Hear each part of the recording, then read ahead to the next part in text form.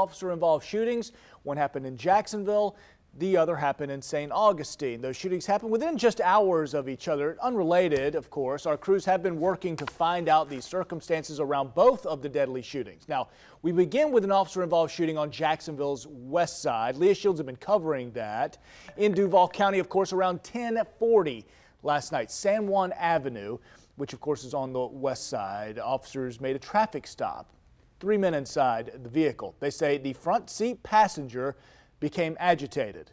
And then one thing led to another, causing police to open fire. Leah Shields now has more on the situation.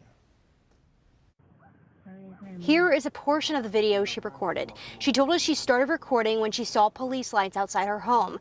In this video, she records for about 40 seconds before you hear gunshots. That don't make it no good.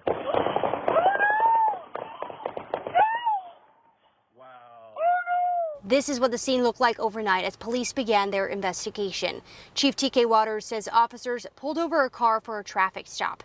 There were 3 men inside. Waters says a man in the front passenger seat became agitated. They were trying to talk to him. They tried to de-escalate the situation as best they could. They did not have any success in doing so. After several minutes of discussion with that subject, the officers ended up firing their service weapons. JSO says they found a handgun in the front passenger side of the car where that man was sitting. Waters says all 4 officers fired and the man died on the scene.